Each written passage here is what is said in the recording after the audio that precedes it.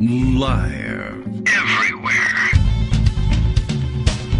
On netrootsradio.com.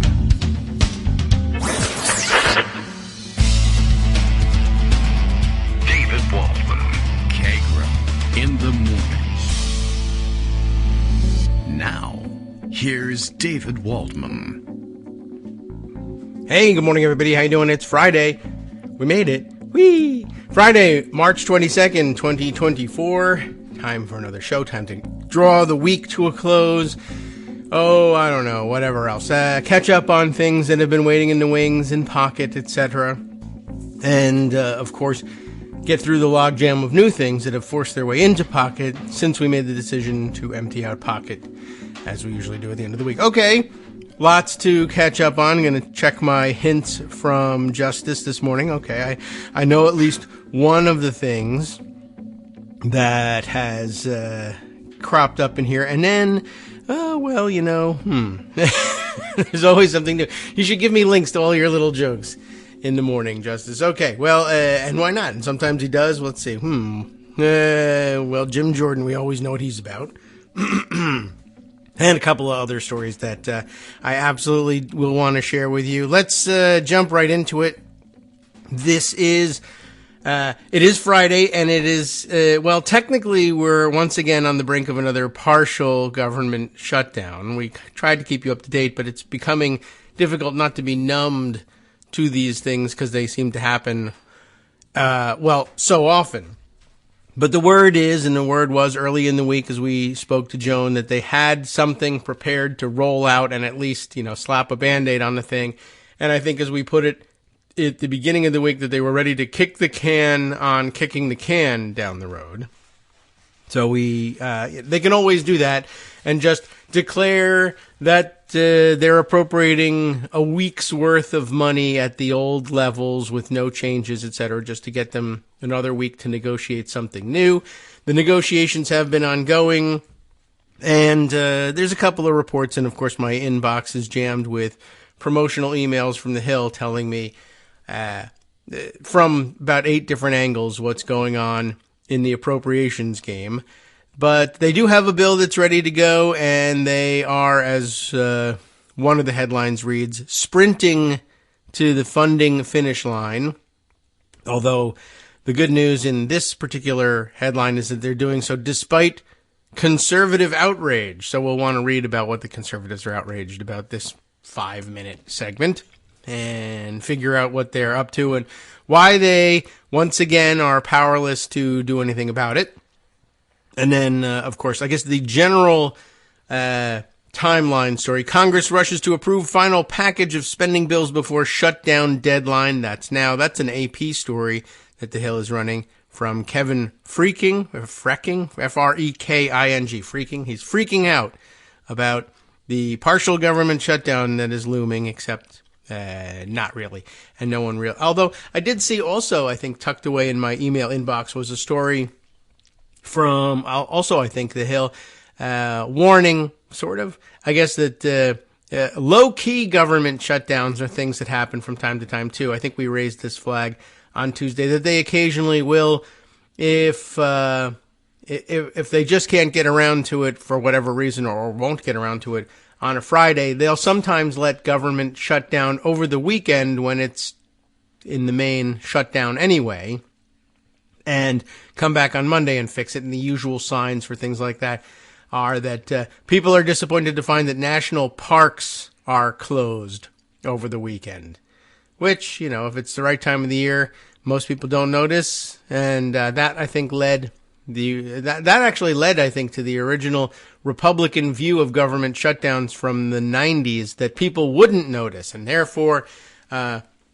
it would make a Republican point to show people that they don't need to support this bloated federal government in order to live their daily lives, and no one would notice, and that would just go to show the government was too big and make their point for them, and that has never gone that way because of, well, all the things that government actually does do in people's daily lives, and it's actually an excellent way of reminding them how much that they do. So since then, it's been generally viewed as bad for Republicans if the government shuts down, and yet we keep shutting it down. So, just like everything else, Republicans insist on shooting themselves in the foot every so often to prove that, I don't know what, that feet are there, that guns work. I'm not even sure what their point is. So this AP story tells us that lawmakers are facing both a Friday deadline to pass the final spending package needed for the current budget year, a long overdue action that will set funding for federal agencies and push any threats of a government shutdown into the fall, which is a funny way of putting it because the fall would, of course, be the end of the fiscal year. So it's interesting. I mean, this is obviously an annual rite of passage now. This is how broken our budgeting process is, that they discuss things in terms of, well, if they can just pass the rest of the funding bills and finish the budget process, we won't have to worry about a government shutdown until the next time the government needs to be funded on the regular basis, at which point they'll probably threaten a shutdown then too. It's just an annual thing. And that's worth noting. With spending set to expire for several key federal agencies at midnight Friday, and some of the basketball games might not even be over at that point, the House and Senate are expected to take up a spare $1.2 trillion measure. What is this exactly? I'm just reading the sentence the way this went through unedited. The House and Senate are expected to take up to spare a $1.2 trillion measure. Not sure what they were going for there, but a $1.2 trillion measure, just casually, and take care of it this Friday, that combines 6 annual spending bills into one package. An omnibus, well, and it's omni with respect to how many of the appropriations bills are left undone. All of the undone bills would be rolled into one. That's omni, but it's not 12, which is the total number of spending bills, so it's a mini bus. Omnibus, minibus. Well, what a debate. Anyway, more than 70% of the money in this $1.2 trillion emergency package would, of course, go to defense, because that's the way it always is. Speaker Mike Johnson is bringing the bill up under a streamlined process that requires 2/3 support for approval. It's like a little riddle for parliamentarians like you who listen to the show. What streamlined process is there that requires 2/3 support for approval? There's only one. It doesn't take that many more letters. The ink costs aren't going to increase dramatically since this is a digital publication. You could, of course, just say suspension of the rules. But, of course, what good would it get you?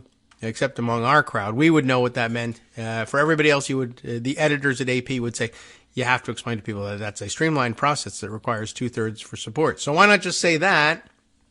And that's what they did. It will pass. We're whipping the bill, and I expect a good number, Johnson said, referring to how leadership rallies support for a bill. Everything needs an explainer in these things. We're whipping the bill. What? Yeah. All right. Well, anyway, lawmakers who could miss the midnight deadline, by the way. It's possible for funding the government. Action in the Senate could take time. The practical impact would be minimal. With most federal workers off duty over the weekend and many government services funded through earlier legislation, the shutdown would mostly pass without incident until matters dragged into Monday. Lawmakers broke up this fiscal year's spending bills into 2 parts as House Republicans revolted, because they were so revolting, against what has become an annual practice of asking them to vote for one massive, complex bill with little time to review it or face a shutdown. Well, that's an interesting way of putting it. I mean, you could do your work on time. There's that. But, of course, no. I mean, I don't know who they blame or who they think is to blame for combining the bills into one massive bill with little time to review it or face a shutdown. Because they protest and demand all sorts of weird riders for as long as they can until they are on the brink of a shutdown. And then they, have to decide whether they're going to cave or not. I don't know. It's their own fault. Anyway, it's taken lawmakers 6 months into the current fiscal year to get near the finish line. The process slowed by conservatives who pushed for more policy mandates and steeper spending cuts than a Democratic-led Senate or White House would consider. And, of course, a good time to remind you that ordinarily under the rules, these policy mandates, policy making, legislating forbidden in appropriations bills. There are actual rules that say, yeah, it's against the rules to do legislation in an appropriations bill, and vice versa. These are just supposed to be pure funding bills. But, along the way, people discovered, well, you can backdoor some of your policy by saying, unless you adopt XYZ policy change, I won't give you your money, or your money will be cut dramatically. And that, surreptitiously turns these things into policy bills. And once they figured that out, every bill was going to be a hostage forever. And that's where we are. They could just enforce the rules, regular order, and then they would be able to take care of this business earlier. The impasse required several short-term stopgap spending bills to keep agencies funded as negotiations continued. The first package of full-year spending bills, which funded the departments of Veterans Affairs, Agriculture, and Interior, among others, they're not going to tell us the others, cleared Congress 2 weeks ago with just hours to spare before funding expired for those agencies. Now lawmakers are considering that second package under a similar scenario. The House will vote first. Party leaders are pointing to a defense spending increase of more than 3% as one reason Republicans should vote for it. I mean, that's pretty empty, but okay. The bill funds a 5.2% pay increase for service members. So you hate the troops if you vote against it. You know the drill. At a time when the world's on fire more than ever, we need to make sure that we are properly funding our nation's defense and supporting our troops, said House Majority Leader Steve Scalise. The 1,012-page bill also funds the departments of Homeland Security, Health and Human Services, Labor, and others, always others. Non-defense spending will be relatively flat compared with the prior year, though some, such as the EPA, are taking a hit, and many agencies will not see their budgets keep up with inflation. When combining the two packages, discretionary spending for the budget this year will come to about $1.66 trillion. That does not include programs such as Social Security and Medicare or financing the country's rising debt. Why not? These are discretionary spending bills. Those are mandatory spending items, and you don't actually need to appropriate from year to year to do those. Those are sort of automatically recurring and non-discretionary budget. Different pot of money, different pot of spending. Representative Byron Donalds, Republican of Florida, occasionally runs for speaker for reasons unknown to everyone, including himself, said he expects more Republicans to vote against the second spending package than the first one. That's because Johnson is not adhering to a House rule calling for lawmakers to have 72 hours to review a bill before voting on it. In point of fact, I believe he's wrong about that. It's not that he's lost track of how much time has passed, but I could take you over to a interesting discussion unwinding that from Ringwis and his gang still hanging out on Twitter if you want to know about that one. Should we finish the article and turn around and go back, or should we stop here? Or should we just abandon the whole article at this point completely? I don't know. We'll turn around and come back to it after the rest of this. Okay, let's see. So where were we? Right. Republicans were saying, I'll give you the long story short version of it. He's saying that they should vote against it, and they probably will, because they're violating a House rule calling for lawmakers to have 72 hours to review a bill before voting on it. Yep, they've got such a rule. Can they waive it? Sure, that's absolutely true. Did they waive it? No. But two things happening here. You pick which one you think is the simplest explanation. They're both true. One, the rule is that the House shall have 72 hours to review a what before voting on it? A bill before voting on it. Is this a bill? Well, guess what? Technically, the answer is no. And so they'll say, but that's not what we mean. Everything is a bill. Anything we have to vote on is a bill. Nope, it's not. This is, the procedure they've gone through is convoluted, even worse, I guess, in the end than the situation with the Supreme Court and the Fifth Circuit and SB4 that we were unraveling yesterday. But a lot of these bills passed the House, were sent to the Senate, were conglomerated in the Senate, amended, and then sent back to the House. What they're voting on is approval of a Senate amendment to bills that were sent over by the House. So they're voting on a proposed amendment not the bill. Now, the bill itself is, the amendment contains the entire language of the bill, but it's styled as an amendment. And they do that for a couple of reasons, not the least of which is to avoid crap like this. You need 72 hours to review a bill. Why? Because it's got new stuff in it you've never seen before, and it's serious business legislating. Now, on the other hand, if you're handed back more or less exactly what you handed the Senate with a few changes, and they tell you what the changes are, then maybe you don't need 72 hours. Of course, they could be trying to slip a lot of stuff by. They do tend to do that and put things in, and they might say, we didn't add anything to this bill, and there's $1 billion in there for this, that, and the other thing. But that, A, doesn't take 72 hours to discover all the time. And B, if you need 72 hours to review everything, including amendments sent back to you from the Senate, make that the rule. You didn't, so you're out of luck. And if you think that's too technical, well, kiss my ass, because this bill is being brought to the floor. How? Remember that special procedure that takes 2/3 to approve it? What do they call that again?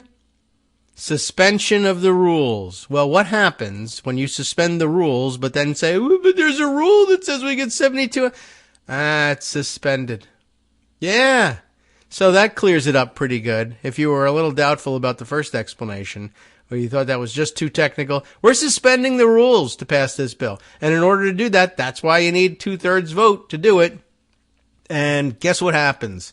When you suspend a rule, you don't have to pay attention to it. So Byron Donalds is like, living in outer space here, having no idea what's going on. But he makes a claim, and it makes people think he's a responsible guy. What a responsible legislator. He's adhering to the rules. He knows what he's doing. He knows the rules, and he's paying attention. He doesn't, and he's not. So, anyway, just so nobody comes away with this thinking Byron Donalds knows what he's doing, I wanted to make sure we straightened that out. All right, so there we are. He is crying that the House is not adhering to the rule about 72 hours, but, the article continues, abiding by the 72-hour rule would lead to a lapse in government funding for many key agencies. That is true. It would, briefly. But also, who cares? Because they're suspending the rules. Are they even going to talk about that? Well, this is a great place to talk about that. That's why we did it. Anyway, some lawmakers are also opposed to some of the projects that members were able to secure for their congressional districts in the bills, often referred to as earmarks. Let's put dramatic music behind that. Tough noogies, I believe, would be the answer to that one.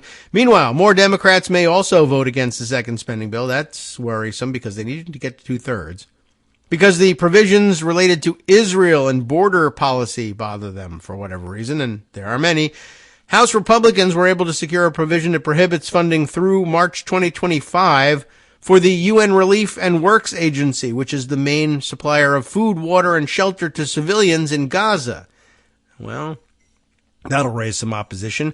Republicans are insisting on cutting off funding to the agency after Israel alleged, anyway, at some point, that dozens of employees of the agencies were involved in the attack that Hamas conducted in Israel on October 7th.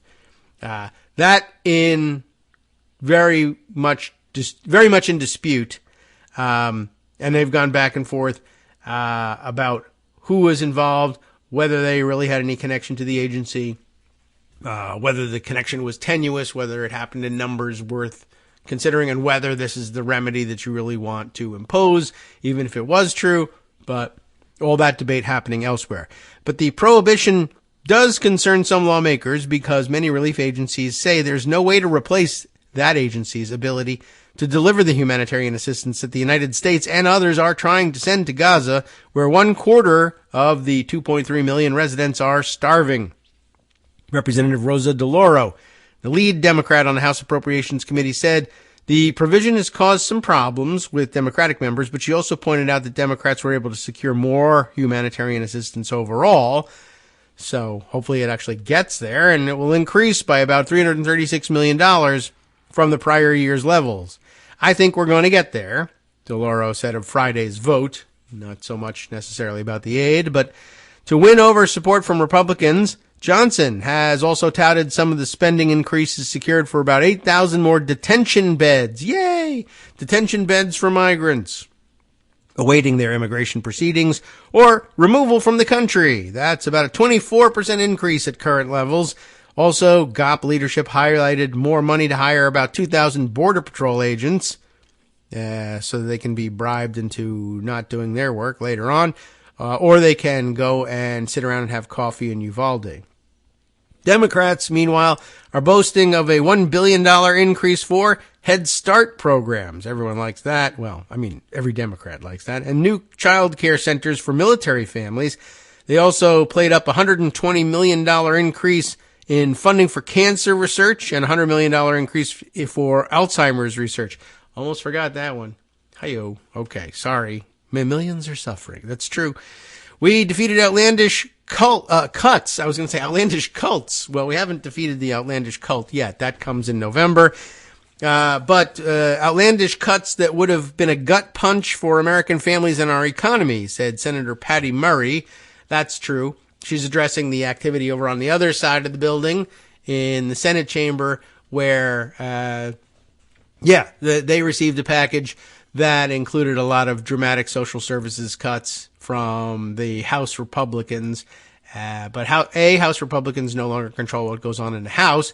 And B, Senate controlled by Democrats. They sent the thing back amended, as we said, without all the garbage in it.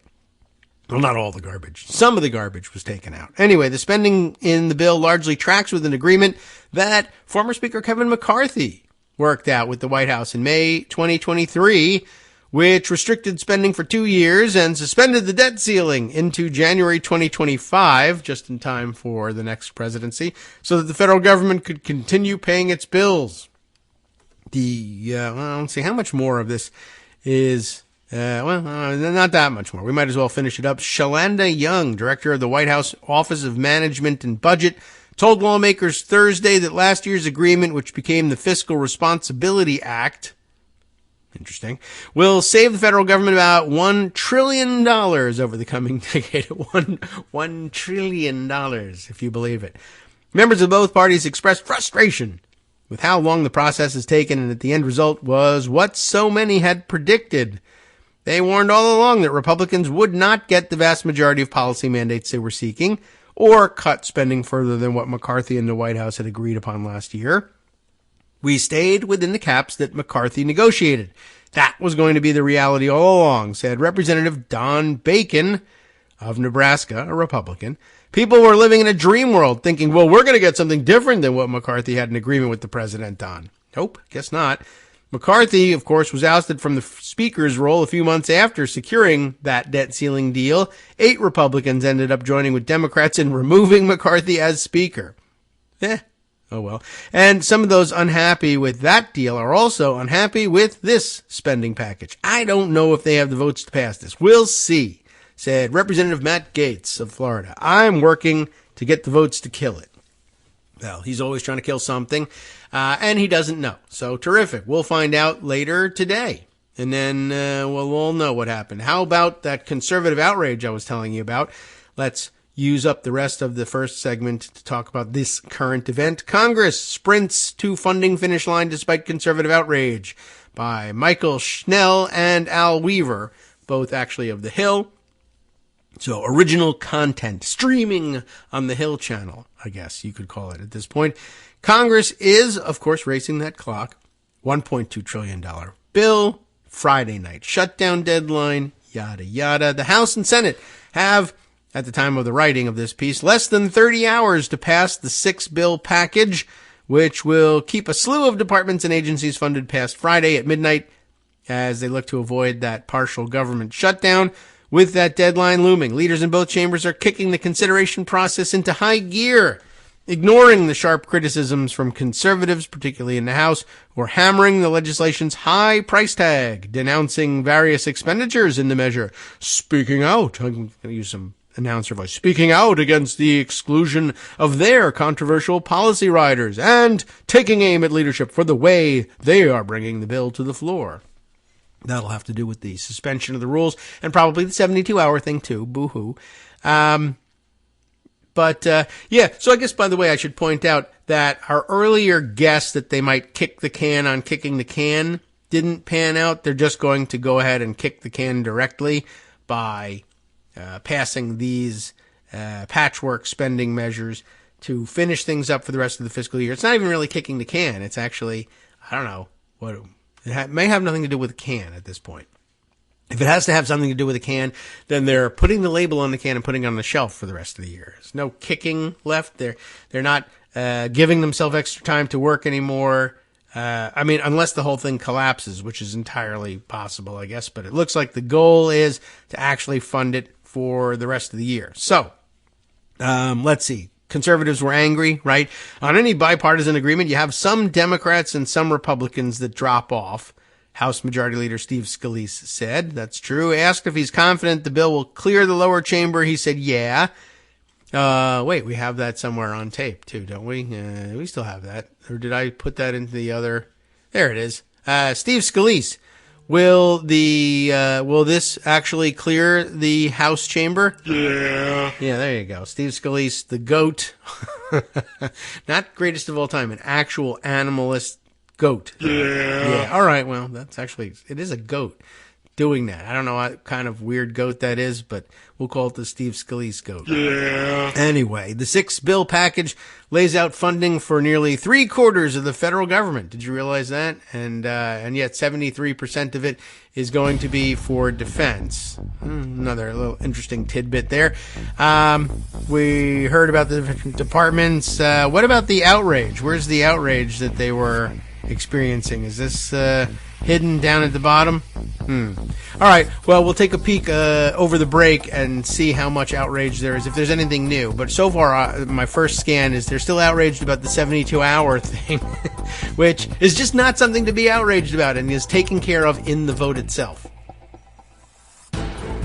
Hi, everybody. It's me, David Waldman. Yes, the same guy who interrupts you all the time. Interrupting you one more time just to tell you again, another reminder that your contributions are what keep this show on the air, and Patreon.com, Patreon.com, is still among the easiest ways to make the sustaining subscription donations that keep us afloat.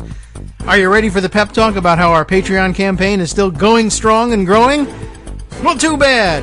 Yeah, the plain fact is we actually are headed in the wrong direction, and whereas we once had about 175 monthly patrons, we're now actually down below 150. Time to recruit some more. Not exactly the kind of news I wanted to share, but there it is. For those of you in a position to support the show, Patreon.com does make it easy to make those secure, recurring monthly contributions to do so. Patreon.com/KagroX gets you straight to our donation page. We've been through a lot together. The worst of the pandemic, we hope. The worst of the insurrection, we hope. So go ahead and treat yourself. You don't need an excuse. Give yourself the gift of a little something you enjoy in life. Support the show. And of course, if you happen to prefer using PayPal or even the Square Cash app, we're up and running on those options too. So thanks again, everyone, for all your support. We couldn't, or at least shouldn't, do it without you. Hope you'll be on board soon too. Thanks for all your support.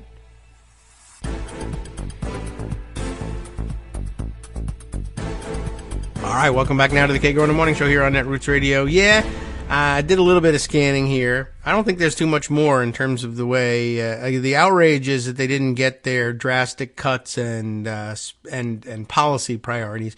The policy priorities, interestingly enough, policy priorities by rule do not belong in there, but they are suspending the rules. Don't forget that. And then secondly, they're upset because the 72-hour rule is being dispensed with, but then so are the rules about legislating an appropriations bill if they got their way. So, I don't know. A little bit of a mixed message about rules in regular order from Republicans to surprise no one. Let's see. Who's complaining this time? Representative Bob Good of Virginia is the one boo-hooing about this. He made a deal with Schumer, speaking of Johnson. He brings the floor for a vote, meaning he brings it to the floor for a vote. He directs the conditions under which it's coming, suspension of the rules, waiving the 72 hours. There you go. So yes, he will be responsible for the bill. The chairman of the Conservative House Freedom Caucus said of Johnson. They have also voiced concern with the dollars set aside for a new FBI headquarters in Maryland and funding that goes to facilities that support the LGBTQ community, among other qualms that they may have. The GOP opposition, however, is not just from members of the House Freedom Caucus. Representative Robert Aderholt of Alabama, the chair of the Appropriations Subcommittee on Labor and Health and Human Services, announced Thursday night that he will vote against the spending package, raising concerns about funding pertaining to social services for immigrants and groups that assist the LGBTQ community. People are getting helped. I oppose it. The House did not include these partisan funding projects in its labor HHS legislation. Based on these principles, the Senate shouldn't either, Aderholt wrote in a statement. Yes, true. But they did, and the House is usually hard-pressed to enforce Senate rules in the Senate. You can vote against it. That's there. In good conscience, if he has one, I cannot and will not vote for these projects on this bill. Despite that Republican opposition and some resistance from progressives, particularly for the provision that would halt the funding for the United Nations Relief and Works Agency, the spending package is expected to clear the House with support from centrist Democrats and Republicans. Hakeem Jeffries, our House Minority Leader, on Thursday said he expects a substantial majority of Democrats will vote for the bill. The legislation will then head to the Senate, where lawmakers are expected to quickly take up the package and stave off a shutdown and swiftly depart Washington for a 2-week Easter recess. Although I thought if they were voting on a Senate amendment, then perhaps, well, unless they're fixing to amend the amendment, which is possible, then the Senate wouldn't be necessary a second time. But I'm going off of a description of what was bouncing in which directions that was given a couple of days ago, and things may have changed. And of course, even if the nature of the legislation changed such that it really was a House initiative or a House amendment, that might, under certain interpretations, fall under the 72-hour rule, you're still suspending the rules, and that wipes the slate clean. So, okay. Senate Minority Leader Mitch McConnell said on Tuesday that he had told his GOP colleagues that they were, quote, likely to be here this weekend, but that thinking has changed. Senate leaders have been working for 2 weeks, dating back to the last government funding deadline. Whew, 2 whole weeks. One source said that the top Republicans were hopeful to keep the final number of amendments under a dozen. So I guess there's still some work to be done substantively on this bill in the Senate. Among the GOP amendments that could receive a vote are those proposed by, Senator Rand Paul, boo-hoo, a top critic of the package who, however, is not expected to hold up final passage and will allow time to be yielded back in order to win amendment votes on items related to cutting spending. So he's going to do the deficit peacock thing, offer some amendments, have them defeated, and then leave. Amendment votes related to the situation at the border are also expected, including potentially the Laken-Riley Act that Senate Republicans introduced last week. Remember, say her name? That was the name we were supposed to say. Senator Ted Budd of North Carolina, who is a real person and everything, called on that to be included in the amendment package during a press conference on Thursday. So what happened at a press conference? So something. Blah, blah, blah. And then a mention of everybody's favorite, Susan Collins. It says members are also mindful that the funeral for the mother of Senate Appropriations Committee ranking member Susan Collins is being held in her home state on Saturday. That's sad news for the Collins family. I am deeply concerned, as you know, and wouldn't it be something if the business of running the government got in the way of personal commitments for Senator Collins? Okay, well, they'll want to accommodate her, no doubt. If they can accommodate Chris Coons' Valentine's dinner with his wife by sacrificing the inclusion of witness testimony in an impeachment hearing, then I guess you can let the family get home for a funeral if you've got an appropriations bill on the floor. Okay, there you go. A lot of the personal dynamics swirling around all of this, but at least we got to the 72-hour thing. Did I don't see it in Pocket, but now I'm thinking I might have texted it to myself somehow because it was in Twitter, and it's increasingly difficult to export anything from Twitter, even when you're just trying to pocket a link. It's still fine in Blue Sky, but let's see. I'll open it up that way. Yeah, this was the discussion. Ringwis and Matt Glassman were going back and forth on this. Glassman was saying, why are we even talking about the 72-hour availability rule when there's no chance this will be considered in any form except under suspension of the rules? Maybe they'll follow the spirit of the rule. I suppose breaking that in September for the CR did finish off McCarthy. And so that's the claim from the Republicans. And the spirit of the rule is you're supposed to have 72 hours to consider anything. But, suspension of the rules takes care of those things. Ringwis was, though, commenting on top of that, it's not even about using suspension here. That's interesting. The House's 72-hour rule, then he's talking about the technicalities. The House's 72-hour rule only applies to, 1, committee-reported measures. Okay. 2, unreported bills considered under a rule, which this isn't, and 3, conference reports, which this also isn't. It doesn't apply to a resolution disposing of a Senate amendment. So, okay, there you go. That it's a helpful explanation and a helpful reminder. These things are complex, but interestingly, that Ringwist prefers not going with the suspension explanation. I prefer going with the suspension explanation because it simplifies and cuts through everything. But I suppose it's possible that there might be some precedent somewhere that could be used to argue that in the spirit of the 72-hour thing, or maybe they've actually given 72 hours before to other things, but they weren't required to. And I mean, suspension of the rules, I prefer keeping that neat and clean. And when the rules are suspended, they're suspended. I don't really care what they say or what the precedents say. Save yourself the work. That's the judicial canon on that one. Ringwist loves digging into things because he's got extra time on his hands. For those of you who do not, suspending the rules is suspending the rules. End of discussion. And that should be the end of our discussion of it now, because there's so many other things to get to. Lots of which would involve long reads, and they're important to get on the record. By way of making the shortest leap, I guess it would be wise at this point to note, since the topic of Israel and Gaza came up, there's a big shift in things again, even further than where Chuck Schumer brought it with his big speech the other day. We now have a new policy proposal from the executive branch. The Guardian is the outlet I've chosen to summarize this one. Why? They probably just popped up first. But also, I like the idea of maybe taking a look at the coverage from outside, or editorial responsibility for the coverage lies outside the United States.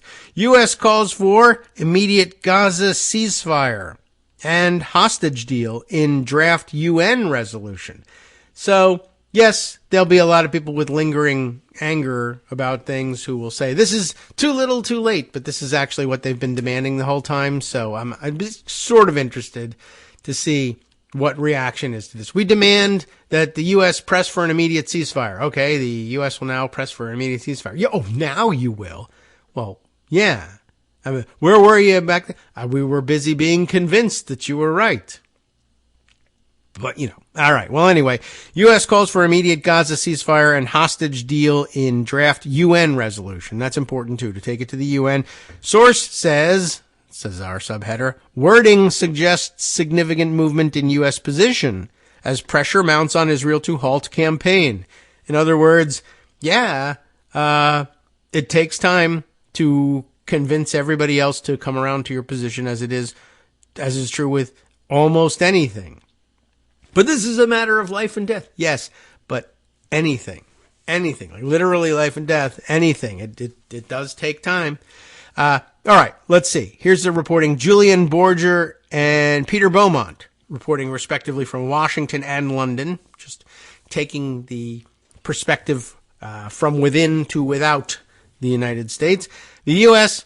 has drafted a new UN Security Council resolution calling for an immediate ceasefire, that's a quote, and hostage deal in Gaza, that's not a quote, the hostage deal part, amid mounting pressure on Israel to halt its military campaign and allow the delivery of substantial amounts of humanitarian aid into the Palestinian territory. The CIA and Mossad spy chiefs, William Burns and David Barnea, were expected to arrive in Qatar on Friday in the hope of clinching an elusive truce for hostages deal between Israel and Hamas. Speaking in Egypt, the U.S. Secretary of State, Antony Blinken, said difficult work remained to be done, but added, I continue to believe it's possible.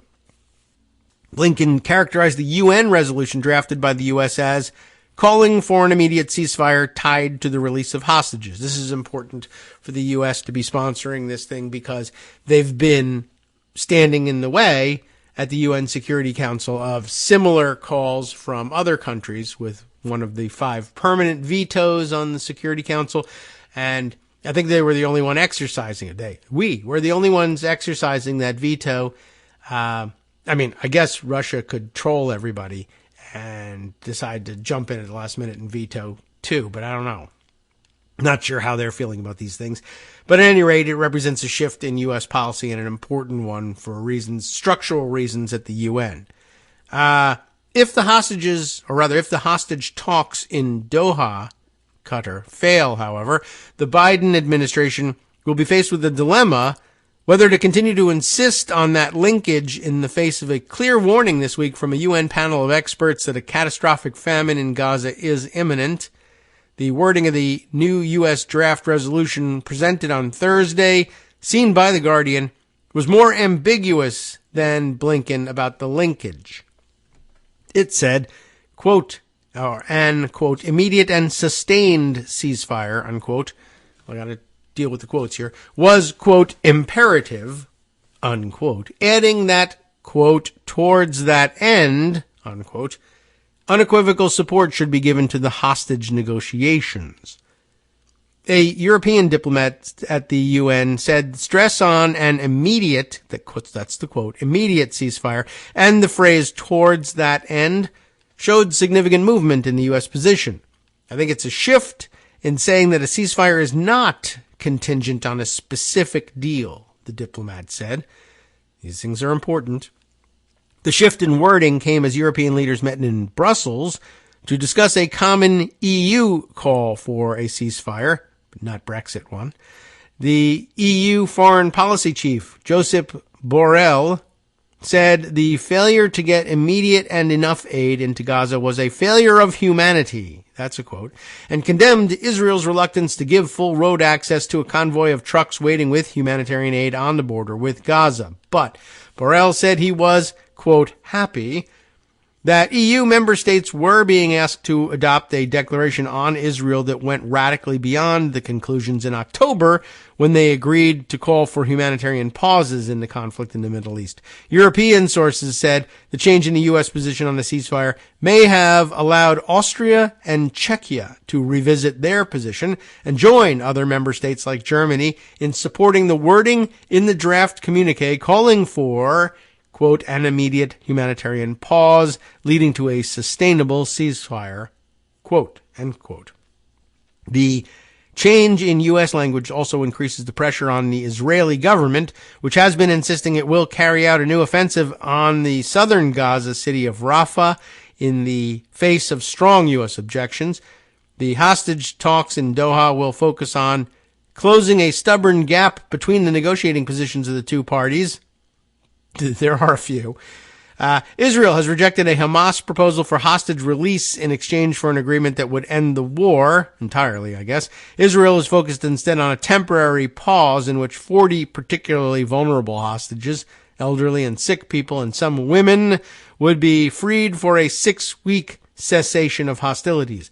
I think the gaps are narrowing, and I think the agreement is very much possible, Blinken told the Saudi news channel Al Hadath.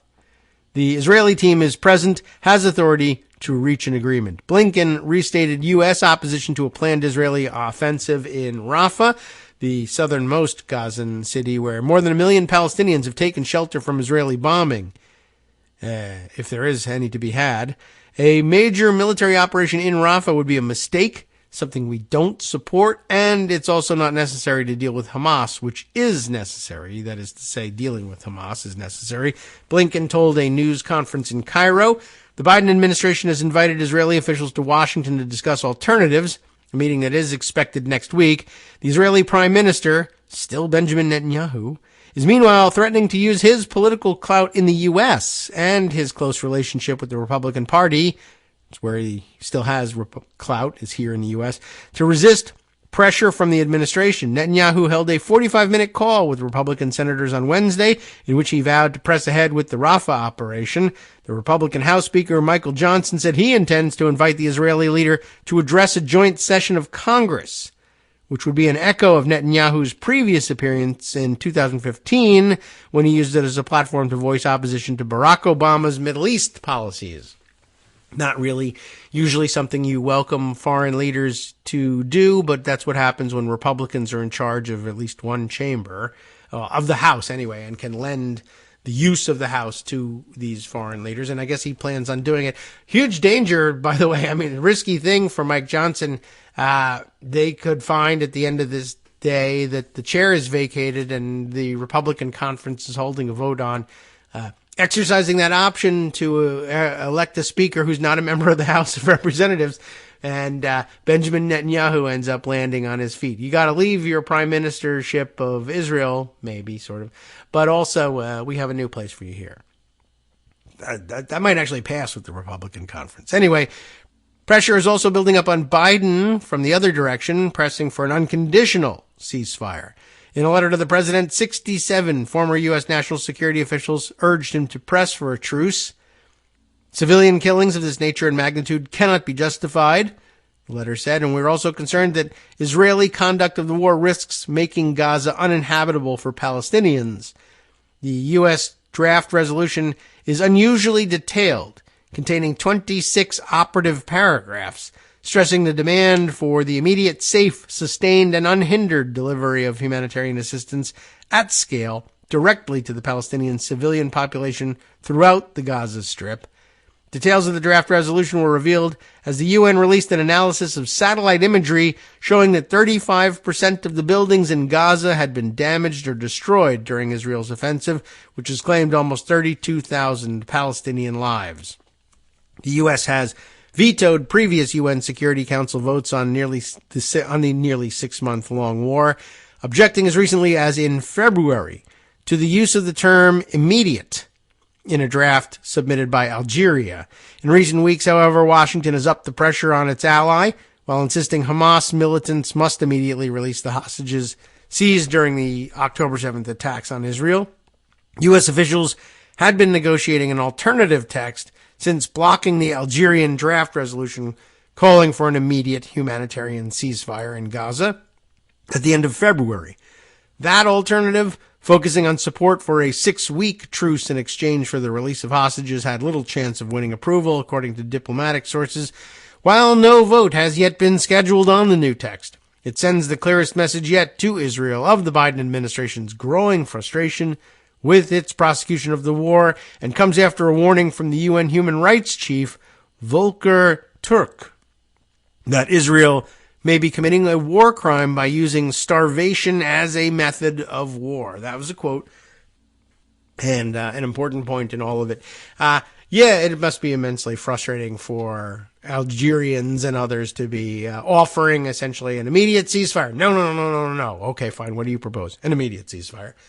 But in English, so, totally different, in other words. All right, let's see. We'll shift gears once again and move to elsewhere in Pocket for a different kind of news prior to the weekend. All right, let's see what we have. Gotta back my way back out into main Pocket here. Let's see. Heading into the last 10 minutes of the hour before the break, what's to be put on the record here? Let's see. There are a couple of options, but I think let's do... Oh, man, that's kind of a cool story. But let's do this one instead. Let's get to work on this one from the New York Times just the other day, another Maggie Haberman production, this time along with Luke Broadwater. You will have seen these headlines. It bears some discussion, but there's a release of a previously, I guess, publicly released, unreleased transcript from an interview with a White House employee by the January 6th committee. It was Trump's White House valet this time who's speaking.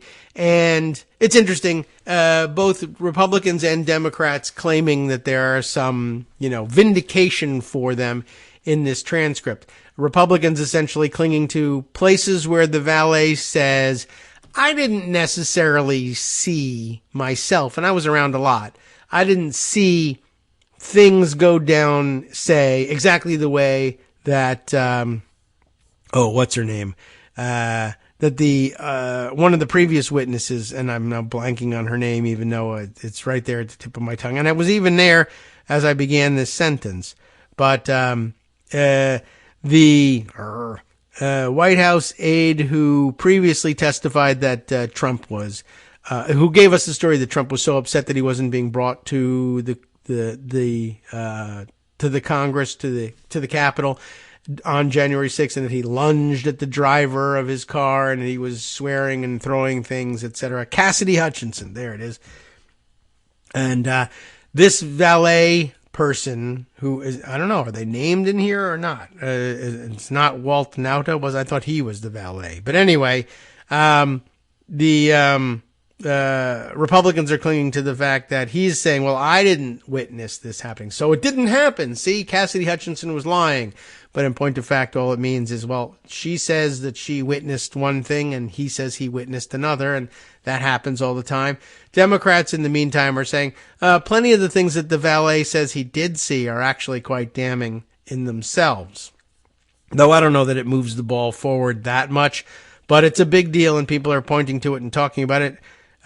For instance, Trump told Pence, this is the headline, Trump told Pence certifying the election would be a career killer, the valet testified. That is an interesting thing to say to him. And of course, it did end up being a career killer. Okay.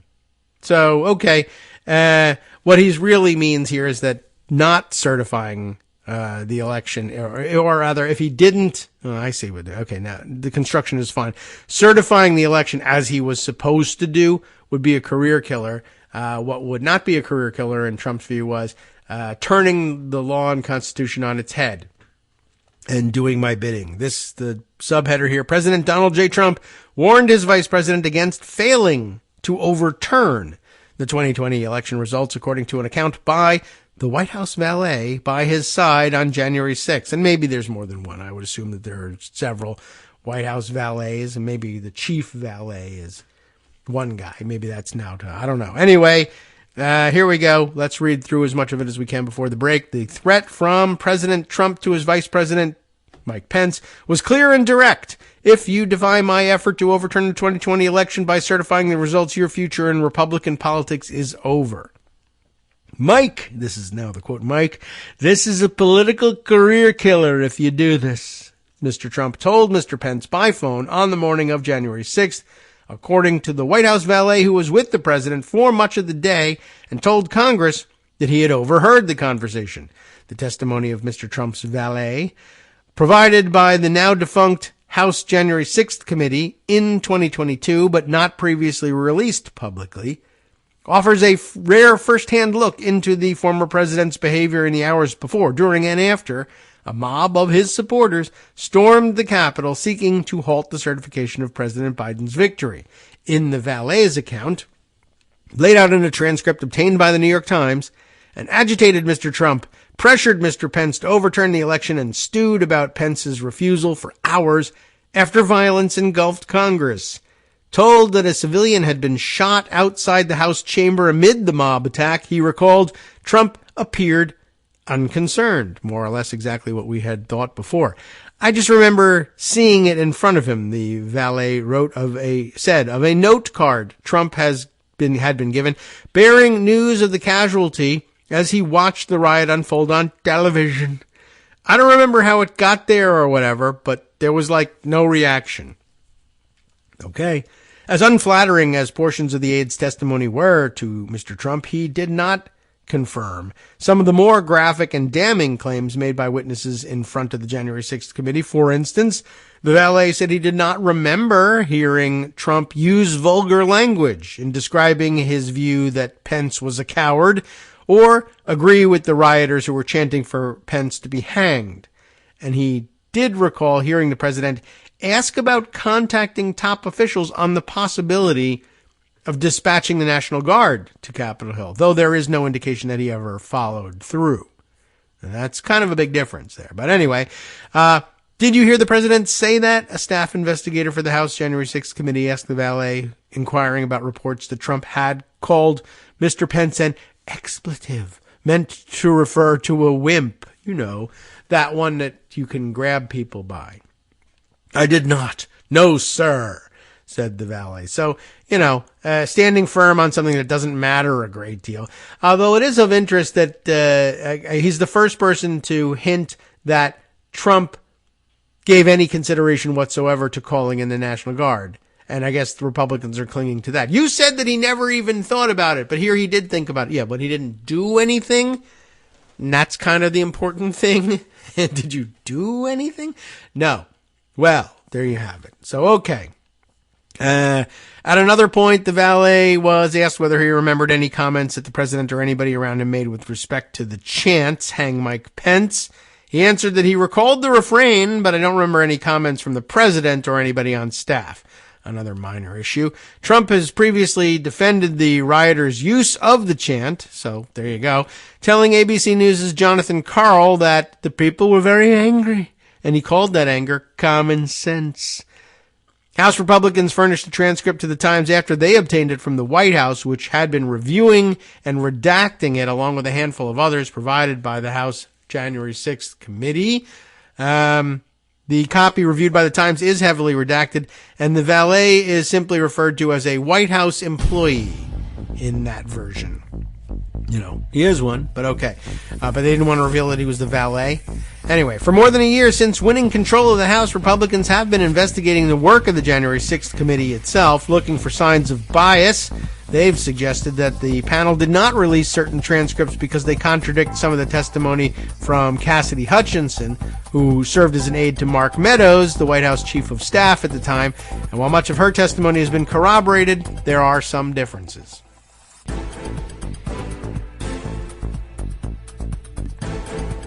All right, welcome back now to the Kagro in the Morning Show here on Netroots Radio. There's a bit more to this, but I think you're getting the gist of things here. The differences between what the valet saw and what Cassidy Hutchinson saw are supposed to be a big bone of contention, or the Republicans are clinging to the fact that there's any difference at all as undermining the entire investigation, but it just doesn't. But all right. Let's listen to what they have to say about this, because it's presented here by the New York Times, and it otherwise makes for a disjointed reading if I just jump straight over it. But you could also construe this as being fair to both sides, but that's not what I'm trying to do here. Anyway, Representative Barry Loudermilk, Republican of Georgia, who is leading the GOPS investigation of the investigation, has this to say. It took a whole lot of work to get these, he said, of the transcript of the valet's testimony and a batch of others that he obtained from the White House and the Department of Homeland Security. I don't know whether that's really true, whether he worked hard or not. Loudermilk conceded that there was some testimony in it that may not be favorable to Trump, like, yes, you should overturn the election, and this will end your career if you don't, and I don't care that somebody's been shot, stuff like that. Could be not favorable to Trump, but, he added, we're putting it all out there, not doing what the select committee did and putting things out there that will be favorable to our side. In court filings, though, federal prosecutors who have charged Trump with crimes for his role in the efforts to overturn the 2020 election have said that some of the committee's transcripts were subject to confidentiality agreements, and those were sent to the White House and Secret Service for review and redactions before they could be released. Federal prosecutors said they provided these sensitive non-public transcripts to Trump and his legal team, according to a court filing last year. So how much work was involved in getting them free? They could have called Trump and asked for them, but Trump didn't give them to them.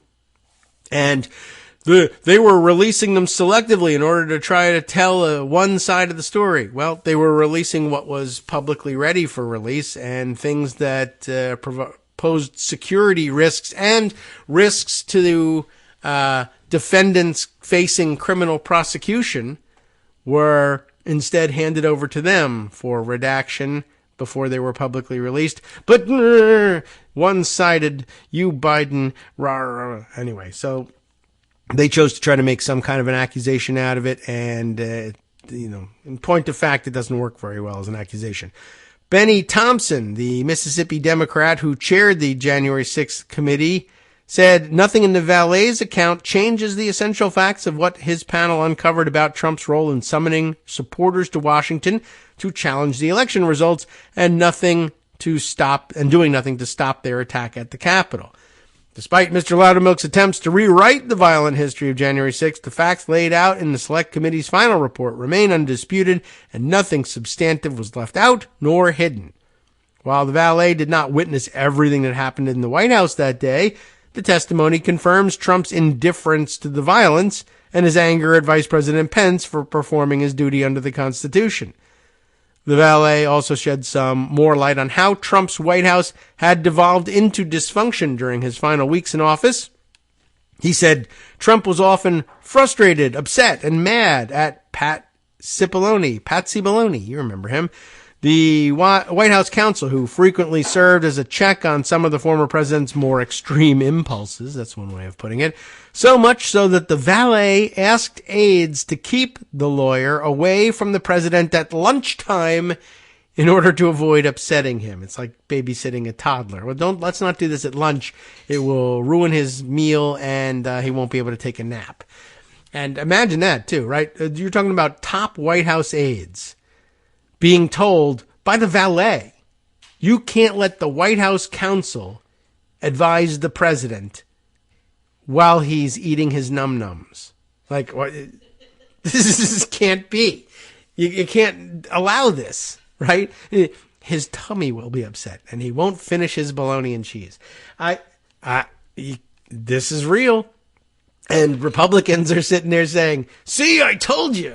This is what they're resting their case on. All right. The valet also confirmed Trump's penchant for tearing up documents and other materials given to him, which, by the law governing presidential records, are supposed to be preserved. He goes on to say, well, that was just his habit. But he just murdered the people who brought him documents. I'm done reading the documents. Kill the person who carried it to me. That was just his habit. What can I tell you? That's the way he dealt with documents. Well, you can't. But thanks for telling us.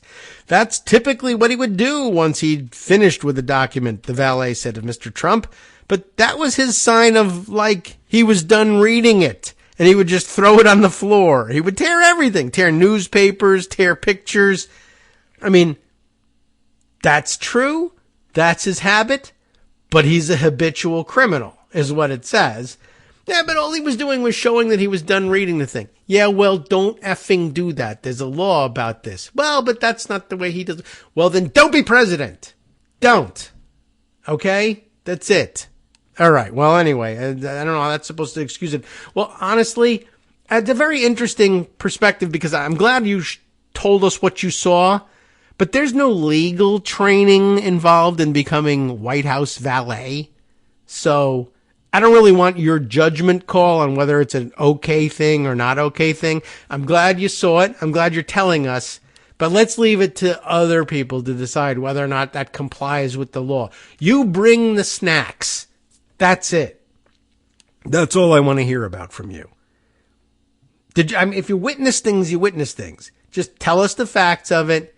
And don't tell me, well, but it should be all right because he was a very cranky guy. Isn't that your fault for not bringing enough snacks quickly enough? You're the one that's affecting his mood. The valet also testified that Mr. Trump expressed an interest on January 6th in speaking to General Mark Milley, then the chairman of the Joint Chiefs of Staff, and Speaker Nancy Pelosi about sending in the National Guard to the Capitol, a step that has been a matter of much dispute given the hours-long delay in the troops' eventual arrival. Loudermilk said, It was that aspect of the valet's account that caught his eye. That stood out to me like, okay, this is totally in contrast to what we've seen, and I've never seen this before. And that's when we started digging, Loudermilk said. Well, if you had served on the committee like a decent human being, you would have seen that stuff. Anyway, ultimately, though, Trump made no such call, General Milley told the House panel, and that's what really matters. I considered doing the right thing, but then I didn't. Okay, so you didn't do the right thing, right? That's the upshot of this. Well, that's one way of looking at it. If you have your eyes open, that's the way to look at it. Anyway, the valet also testified about the contrast between the reaction of the White House staffers and Trump as the riot was underway. After he returned from giving a speech to a raucous crowd at the Ellipse, Mr. Trump was informed that, quote, they're rioting down at the Capitol, the valet recalled. And he was like, oh, really? And then he was like, all right, let's go see. What does he mean by that? He went to go watch the violence on television. The valet spoke of a sense of disbelief and then panic that fell over the staff. That's kind of important. It was like, what are we going to do? He said officials were running around, pretty much running from office to office and all over the place, while Mr. Trump appeared calm, which I'm sure to him, that makes him look like a leader. Okay. No. Hours later, though, the president was still stewing about Mr. Pence. Me and him. I think close to the end of the day, he just mentioned that Mike let him down, the valet said, and that was it. All right. So not much exoneration to be had there, but Republicans are clinging to it nonetheless. And I think it just I always think everything makes Trump looks worse. But, I don't know. There you go. That needed to be reviewed before the end of the week. And let's see, a couple of other things that probably should be put on the record. How about this one? From the courtrooms involving, where they're trying Mr. Trump. Here from the latest from New York. Bloomberg reporting that, can I get the pop-up out of the way? New York gears to seize Trump Westchester assets if the fraud fine goes unpaid. A little bit of speculation on the social medias between pals yesterday about various escape mechanisms that Trump might use. Not like legal, real escape mechanisms, just ones that he makes up that he might use in dealing with this unpaid and unreachable, unattainable bond, ranging from one of the most likely, actually, Adam Bonin and I were going back and forth saying, and a couple of other folks as well joining in, saying we ought to make like a bracket because of the NCAA thing going on at the moment of different excuses or different escape mechanisms he might use and which ones are the most likely versus least likely. Coming in at the top seed or one of the top seeds, I think that is among the most likely. So come Monday when he can't come up with the bond, I guess Adam threw out as a possible top seed here, just saying, well, I'm not paying it. And not only am I not paying it, and although you can use that against me by not allowing my appeal to go forward, one, I may file it anyway, the appeal, and let's see what you do with it. And two, even if they were to then say, well, we're just not going to process this appeal and the judgment stands. And so now you need to come up with the $454 million in judgment. Where's the money? So, he has to come up with that money whether he appeals or not. If he doesn't appeal, then the judgment stands and you're liable. Give us the money. If he does appeal, they say, well, you got to put up a bond so that you're not just using an appeal to delay paying, right? So basically it comes down to this. Trump takes the make me approach. I don't care what you say. Yeah, I owe $454 million. Take it. I'm just not going to pay. And you can't make me do it. Or you either have to seize the assets or fight with people physically, my guards at these properties when you go to seize control of them or what have you, or I'm just not going to make payment on the judgment against me, period, and you'll have to hold me in contempt and put me in jail. I dare you, After all, he still gets to rely on, I'm a former president. I have Secret Service protection. I got all sorts of protections. You're going to have to penetrate them and figure out some way to jail me or tamp down on my security forces in order to execute this judgment against me. Go figure out how you're going to do that. That's still out there. Also out there, by the way, somewhere in the middle seeds, although when I discussed it here among production staff, they thought maybe this should be the number 2 seed. But I put it somewhere in the middle of the pack of having a press conference to announce that you have paid the bond. And then just see what happens. Not pay the bond, but have a press conference and just say you have paid the bond. And there's a couple options afterwards. Like New York then comes out and says, well, we haven't received anything that indicates that he's paid the bond. No, he hasn't paid the bond. As far as we're concerned, this bond is still outstanding. He hasn't shown us anything that indicates that he's made payment.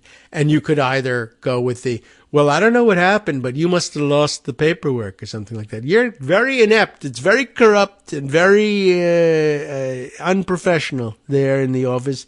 I don't know what happened to it, but I paid it. I totally paid it. I have my receipt and everything. Was going to show us the receipt? No, I have to go now. It's golf time or something. It's num-nums time. Time for me to have a snack and lay down for nappies. I don't know. So you could either go that way or just say, look, I paid the bond. Well, where's the proof? Find it yourself. It's not my job. There's that. There's they must have lost it. There's I pretend not to hear the question and just leave. There's all kinds of options once you do that. But there's just the straight up lie and do the Trump and paperwork thing and say, I paid. And then the 16 seed that I'm throwing out there is don't lose track of the fact that this guy forged electoral college vote certificates at some point. What about here's the money for the bond and it's all just forged treasury notes, right? I just forged the money completely and print it and just print fake dollars and say, here's $454 million, all fake. That's a lot of printing. That's a very expensive option. And it's the one that's most obviously just straight up in your face illegal that he could possibly get arrested for. But who has to arrest you for your forgery? This is interesting. I don't know whether they've changed the jurisdiction. I got the feeling that they've changed jurisdictions. But historically, the Secret Service was the one in charge of investigating forgery and counterfeiting, right? But he's got Secret Service protection, so that creates a little. I mean, it's different divisions and all, but I don't know. There's a couple of ways that he can just come out and cause confusion in ways that will continue to delay things. But in the meantime, you should know that in New York, they are gearing up to actually seize some assets. Lots of people want to see Trump Tower seized that way. But there are other more valuable properties or ones that are more easily turned around and sold that I guess they must have their eyes on those instead. For instance, the state. So what preparations are they making? Some bullet points in the Bloomberg report here. State registered a $454 million judgment, of course, but they registered the judgment that was rendered against them in court in Westchester County, which is a preliminary step to clearing the path for them to say, all right, if we're going to seize some property that's located here in this county, this is our authority to do so. And also noted up top here, the area, Westchester County, is home to a Trump golf course and the Seven Springs estate, which, as I recall, is a favorite of Eric Trump's for some reason. Maybe it's just where he used to hold his fundraiser back when they actually did a fundraiser that helped people before the rest of his family found out about that and then horned in on it and stole the money for the children's cancer charity. Okay. So, what's the deal here? Eric Larson has written this piece for Bloomberg. I might have to read it over in pocket. It may be that I'm prevented from reading it entirely now that I am looking at it. They're one of the places that actually enforces their firewall, Bloomberg. Well, I should have grabbed it while I had the chance. I think I actually got the opportunity to read it yesterday. But the lead basically tells us, everything we need to know. New York State's $454 million judgment against Trump in a civil fraud lawsuit was formally registered in Westchester County, just outside Manhattan, a sign that his properties in the area may be at risk of being seized if the former president fails to post an appeal bond. New York Attorney General Letitia James registered the judgment on March 6th, so it's been a while. According to the Westchester County Clerk's online database, the filing didn't give a reason for the registration or identify any Trump assets, but it will allow James to more easily secure liens, should she decide to do so, on two of the real estate mogul's most valuable properties, Trump National Golf Club in Westchester and I guess the Seven Springs Estate as well. Okay. So that's on record, and that's what you need to know about it. So I think that's plenty. Plus, it's all we can actually read in this thing. Let me add one other item from sort of out of left field, but a favorite theme of ours, of course, that being that every Republican accusation is a confession. A little more fodder for that file from out of Wisconsin, where the AP reports, jury finds former Milwaukee election official guilty of obtaining fake absentee ballots. And you'll never guess what sort of party affiliation this person has, or at least one of the people involved has. Todd Richmond wrote this piece for the AP. A jury found a former Milwaukee election official accused of obtaining fake absentee ballots guilty on Wednesday of misconduct in office and fraud, rejecting her arguments that she, ready for this one? She's using the trafficant defense. She was really trying to expose vulnerabilities in the state's election system. Yeah, sure. Prosecutors charged Kimberly Zapata in November of 2022 with 1 felony count of misconduct in public office and 3 misdemeanor counts of election fraud. The jury found her guilty in Milwaukee County Circuit Court on all 4 counts after starting deliberations on Wednesday morning. And then they finished by, I guess, Wednesday afternoon. Zapata faces up to 5 years behind bars when she's sentenced on May 2nd. Put it on your calendar. Zapata was serving as deputy director at the Milwaukee Election Commission in October of 2022 when she used her work-issued laptop to obtain 3 military absentee ballots using fake names and social security numbers, according to a criminal complaint. She sent the ballots to Republican State Representative Janelle Brandtjen, Brandtjen,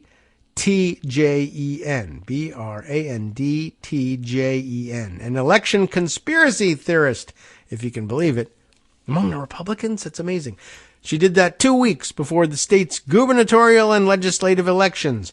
Brandtjen has advocated for decertifying Biden's 2020 win in Wisconsin and has espoused conspiracy theories supporting her position. Active military personnel, by the way, in case you were wondering, they do not have to register to vote or provide photo identification to obtain absentee ballots in Wisconsin. Don't know why that's the rule, but it is. Zapata told investigators that she was stressed over death threats that commission staff had been receiving from election conspiracy theorists, and she wanted to shift their attention to real flaws in the system, not the fake flaws, the real ones. Her attorney, Daniel Adams, had argued during a 2-day trial that Zapata saw herself as a whistleblower and didn't mean to hurt anyone, just wanted to commit a little light fraud. Assistant District Attorney Matthew Westfall countered that Zapata went rogue and broke the law rather than sharing her concerns with state election officials, reporters, or legislators. She is not a whistleblower. She's not exposing information. She's committing election fraud, Westfall said during his closing arguments on Wednesday morning. And I guess they worked because they convicted her. As a society, we cannot tolerate people who break the law when there are multiple legitimate means to raise those same concerns. Adams declined to comment through a receptionist at his law office after the verdicts were handed down. The case against Zapata mirrors one against Harry Waite, a Racine man who requested and received absentee ballots in the names of legislators and local officials in July. Waite also said he wanted to expose vulnerabilities in the state's election system. He faces up to 13 years in prison if convicted on 2 misdemeanor counts of election fraud and 2 felony counts of identity theft. It's an interesting theory that the two of these reasons. Well, I'm trying to show you how easy it is to fraudulently obtain a ballot. Okay. I mean, not okay, but I understand what you think you're trying to do, but both of you did it and were immediately caught and brought up on charges, put on trial, sentenced, convicted. Like, I was trying to show how easy it is to do. Well, why are you in prison then, if it's so easy to do? Well, it was easy. It just cost me my freedom. Yeah, but I mean, that's kind of the point. Like, it's not easy. It's easy to do.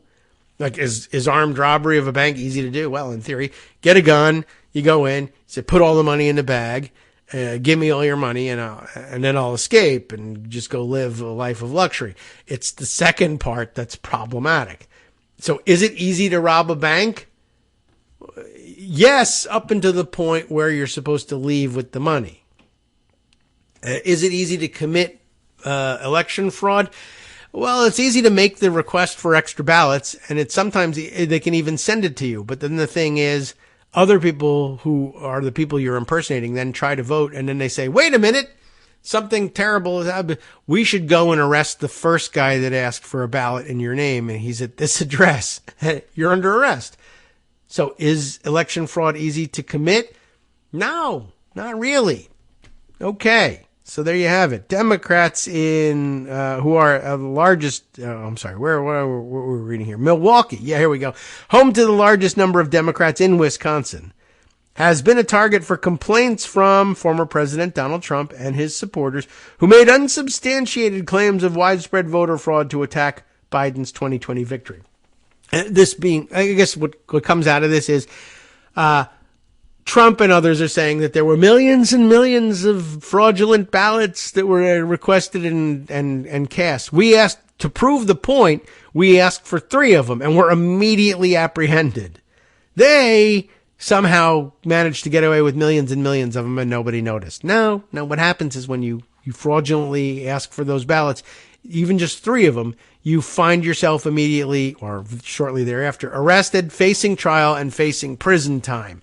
That's how we know that millions and millions of these things aren't happening with regularity and people aren't getting caught. When you ask for 3 of them, you're arrested. If you asked for millions of them, you would be arrested. That's it. Anyway, heading into the state's April 2nd presidential primary, Wisconsin is once again one of a few battleground states crucial for both sides in the November presidential election. Branchin faces her own legal troubles. The Wisconsin Ethics Commission last month recommended felony charges against Branchin in a fundraising committee for Trump, accusing them of efforts to evade campaign finance laws during an attempt to unseat GOP Assembly Speaker Robin Vos. We've been talking about that a little bit from time to time as well. All right. So there we go. Oh, I see. There's a correction note about the spelling of Zapata's first name. Unimportant because we're just speaking it aloud. So there you go. Once again, every Republican accusation turns out to be a confession. You just have to figure out who's confessing and to which crime where, and then, go and prosecute it. Speaking of going and just got to go and prosecute it, why don't we spend our final segment on today's big story in the New York Times, which is likely to raise some controversy, and we'll have to see what kind of reaction we get from this later in the day. I'm sure it's already out there from Marcy Wheeler. The New York Times running the story by Glenn Thrush and Adam Goldman under this headline and subheader, Inside Garland's Effort to Prosecute Trump. The subheader being, in trying to avoid even the smallest mistakes, which is a good idea normally, Attorney General Merrick B. Garland, in fact, might have made one big one, ending up in a race against the clock. Yes. Lots of people making that complaint and lots of pushback of late on, various aspects of it from Marcy. I don't know if she would necessarily dispute the fact that, well, they are in a bit of a race against the clock now. I think I have to acknowledge that. And some of the idea that, well, he was just trying to, he was just digging too far into the minutia and trying to avoid making every single mistake possible. Well, some of those things may have been mistakes that would have sunk the prosecution entirely. Here, he's just racing the clock with some of the quote-unquote mistakes that might have been made along the way. You would be racing against, technicalities that might dismiss charges is a possibility. I don't know that she's arguing that. But to give you a taste of things to come after the break, we'll spend this time on this, and I can also use the break to check to see if Marcy has addressed it. After being sworn in as Attorney General in March of 2021, it took quite a while, remember that, Merrick B. Garland gathered his closest aides to discuss a topic too sensitive to broach in bigger groups, the possibility that evidence from the far-ranging January 6th probe, well, you know. Hi, I'm Scott Anderson, the guy that writes the daily summary for this show, Kagro in the Morning. Thank you to everyone that supports this show. Many of you send donations through PayPal, Patreon, Square Cash, Radio Public, and so on. Some of you write your own essays and send them in, or read articles with your own commentary. We appreciate it. Now, some of you are listening to this and thinking, I'd like to help, but isn't there something I could do that wouldn't require money or effort? Why, yes, there is. You can just like us. On Daily Coast, they call it the recommend button. YouTube has a thumbs up. There are hearts and likes and love buttons. Tap our love button. Tap our love button every day. Share our shows and summaries on Facebook and Twitter, YouTube and iTunes, Stitcher and Amazon. Most of these places allow you to write a review, so a sentence or two would be great. Recommend us to social media, or tell your friends to listen to the show. You aren't just helping us, you're helping them find their new favorite thing to listen to. You could change the world. So thank you in advance from me and everybody else in the world.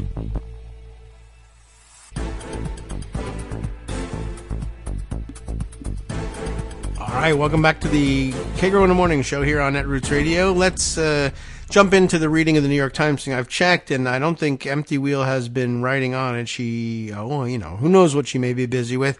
Over in Ireland, no less, anything could be happening.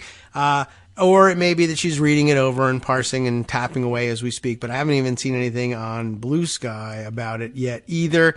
So, there you are. Although, let's see. Another story, by the way, being much discussed, although it's unclear exactly what the story is, and they're still working to kind of untangle it.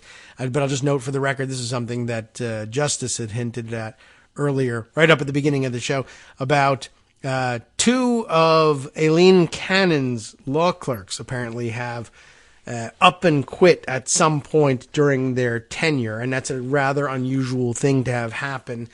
For any clerks to quit. The clerkships typically run only a year or possibly two. And they're very highly prestigious and much sought after, and they can be traded on for the rest of your career, really. And so you really have to have a compelling reason to want to leave. But I guess people have been cautious about discussing it because at least one of the clerks, it is now alleged, was left to have a baby, became pregnant during the clerkship, and may have been signed on for a 2-year clerkship and served a year of it before leaving. And so, it might not necessarily mean all of what it was cracked up to be.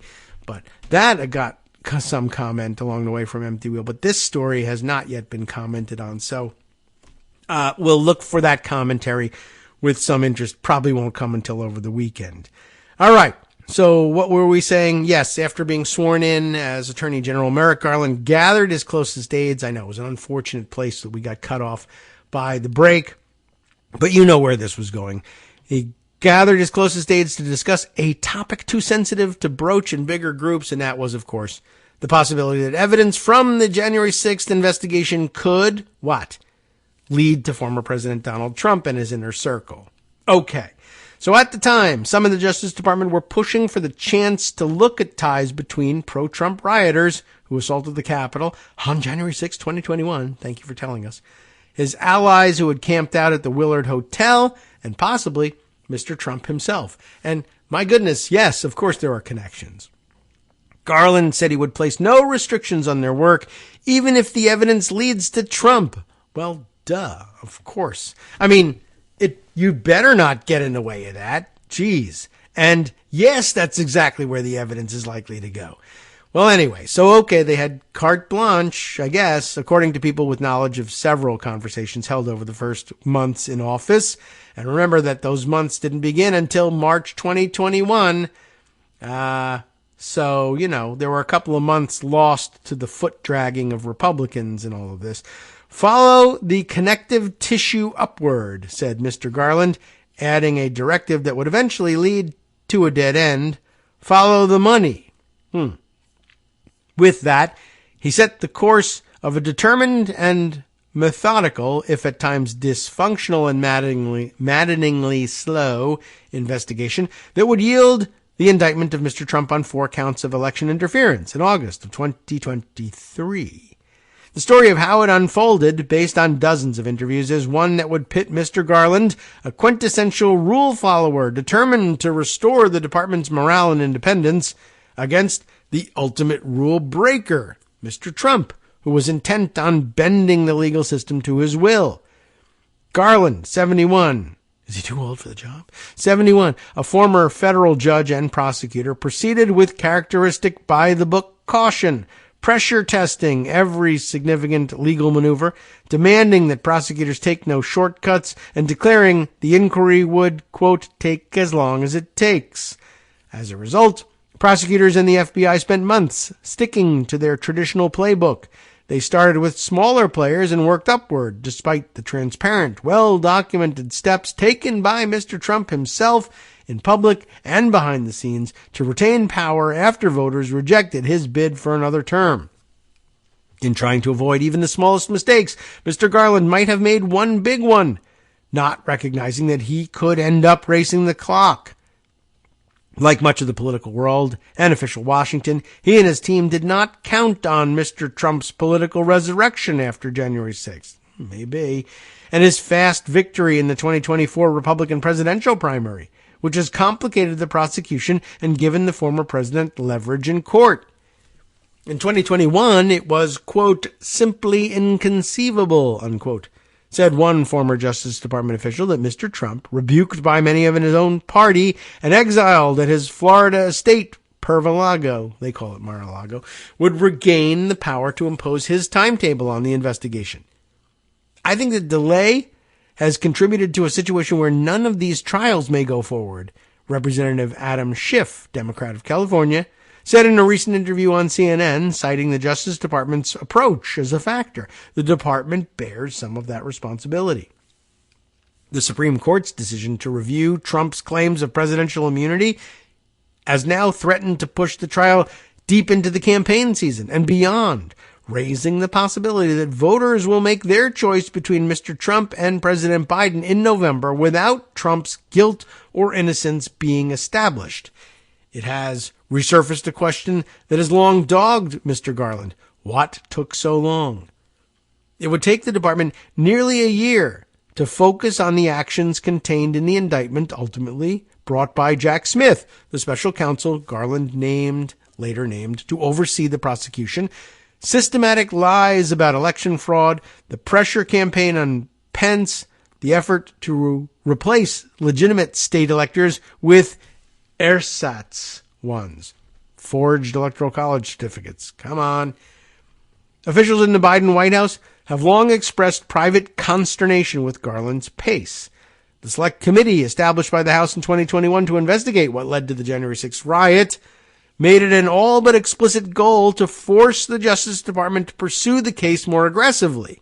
And in Georgia, a local prosecutor was going head-on at Trump's efforts to overturn his loss even before Garland was sworn in. People around Garland, who, like others interviewed for this article, spoke on condition of anonymity to discuss Justice Department affairs, say there would be no case against Trump had Garland not acted decisively, and any perception that the department had made Trump a target from the outset without exploring other avenues would have doomed the investigation. Don't confuse thoughtful with unduly cautious, said a former Deputy Attorney General, Jamie Gorelick, who sent Mr. Garland, then her top aide, to oversee the prosecution of the 1995 Oklahoma City bombing. He was fearless. You could see it then, and you could see it when he authorized the search of Mar-a-Lago.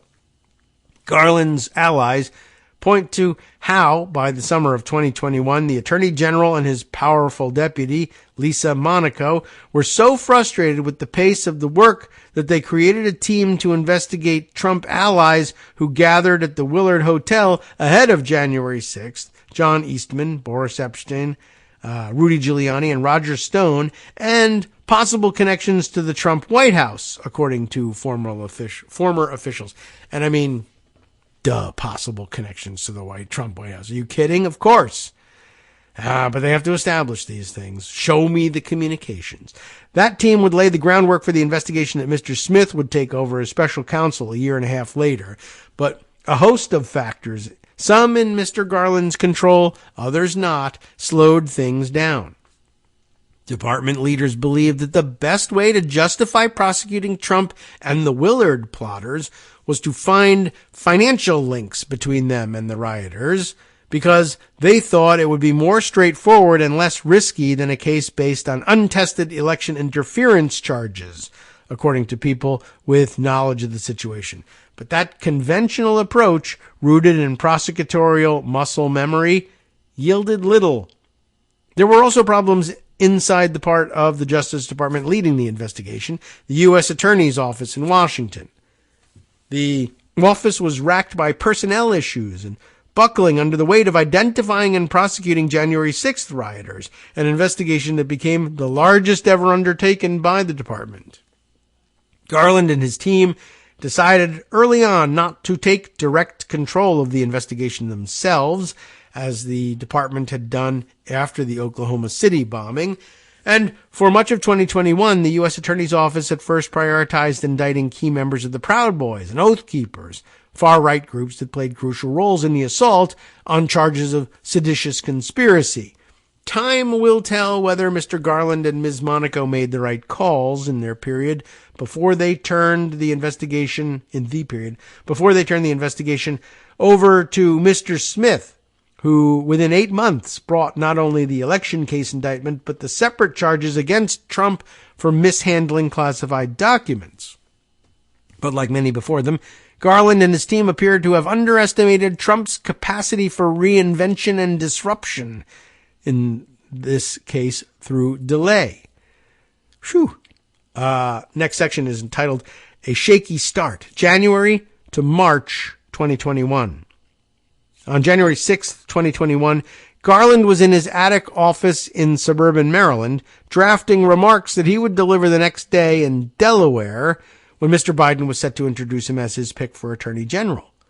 The speech was to center on reestablishing normal order after 4 chaotic Trump years. Oh, well, imagine working on your normal order speech on January 6th. Well, Garland took a break, clicked on the live stream of rioters breaching the Capitol, and realized in a flash that he would need to revise not only his speech, but his approach to the job. He was still fine-tuning his language as his wife drove him to Wilmington the next morning. The rule of law is the very foundation of our democracy, said Mr. Garland, as Mr. Biden, whom he barely knew, looked on. In February, while Mr. Garland awaited Senate confirmation, J.P. Cooney, a veteran prosecutor in the U.S. Attorney's Office who ran the group investigating the riot's ringleaders, drafted a proposal to fast-track elements of the investigation. It would include seizing the phone of Mr. Stone, a longtime Trump associate who was part of the group that had been camping out at the Willard Hotel before January 6th, strategizing about how to keep Trump in office. The FBI and Justice Department balked at Cooney's plan. Cooney had prosecuted Stone in 2019 for obstructing a congressional investigation, only to have Trump appointees intervene and reduce the sentence before Trump wiped it away. Some at the department worried Cooney might be trying to settle unfinished business, according to two former officials who now believe those doubts were misplaced. For the next several months, the Willard inquiry, led by Cooney, took a back seat to another high-profile, high-risk effort, drafting novel seditious conspiracy charges against the leaders of the Oath Keepers and Proud Boys for their roles in the Capitol attack. Next, moving up the ladder, April to October 2021. Garland, like most attorneys general, did not weigh in himself on day-to-day decision-making. Instead, he would transmit his preferences on the January 6th investigation every Thursday evening during a briefing with a half a dozen aides. The team included L. Rush Atkinson, a senior counselor to Garland, whose work for the special counsel, Robert Mueller, offered valuable insight. The meetings often lasted hours as Garland rattled off questions. One early query: had Trump made incriminating statements during an Oval Office meeting in December of 2020 when his team discussed overturning Biden's electoral victory? Well, if that was the discussion, then yes.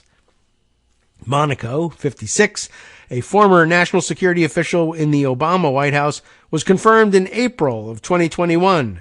While she embraced her boss's cautious, stepwise approach, she also had a keener awareness of political optics and was so trusted by Mr. Biden's transition team, she was chosen for her job weeks before Garland was selected for his, but she didn't make it into it until afterwards. She made it clear that the Willard investigation was a priority. Anxiety about the investigation was growing among some prosecutors in the U.S. Attorney's Office, some at Justice Department headquarters, and eventually in the White House. Then came a public warning shot. On June 30th, the Democratic majority in the House voted to create a January 6th committee with teams assigned to investigate the fake electors plot and Trump's effort to overturn the election. Well, geez, about time somebody did, right? This was no bottom-up follow-the-money exercise, though. They aimed straight for Trump's inner circle, issuing one of their first subpoenas to his final chief of staff, Mark Meadows. By late in the year, the committee was making clear that one of its goals was to force Garland to bring more urgency to the Justice Department investigation, suggesting it could make a criminal referral to the department on election interference charges. Justice Department officials vehemently deny that external pressure spurred them to move faster, and maintain that their decisions were prompted solely by the collection of evidence. Nonetheless, their pace accelerated. By the third week of June 2021, Garland had decided investigators had accumulated enough evidence to justify channeling more resources into the Willard investigation. According to people with knowledge of the situation, internal communications showed that Oath Keeper leaders were trying to contact the White House in the days leading up to the attack. Giuliani, whose phones had been seized by the FBI in April in an unrelated investigation, believe it or not, seemed to be involved. Department leaders were recognizing that a Trump Justice Department official, Jeffrey Clark, whose pivotal role had already been well documented in news reports months earlier, was a central figure. Wow, I can't believe that all this was revealed months earlier and was true. But the U.S. Attorney's Office, which was supposed to be coordinating the investigation, did not have the bandwidth to do it. In Garland's view, according to people he spoke with, he groused about a lack of updates on the inquiry. That's interesting. During one meeting, an impatient Ms. Monaco interrupted prosecutors to ask, okay, but where are we going to be on all this by Labor Day? So they saw it coming. In late June, Garland, Monaco, and several aides decided that they needed to take a dramatic step, creating an independent team separate from Cooney's original group, tasked with investigating the Willard plotters, with no restriction on moving up the ladder to Trump if the evidence justified it. I thought they were given that before. They did not want too many people knowing about it, so they gave it a vanilla name, the Investigations Unit. Well, that's what it was. Then things appear to have stalled. Many veteran prosecutors were already being deployed on rioter cases, and recruiting for the team took longer than expected.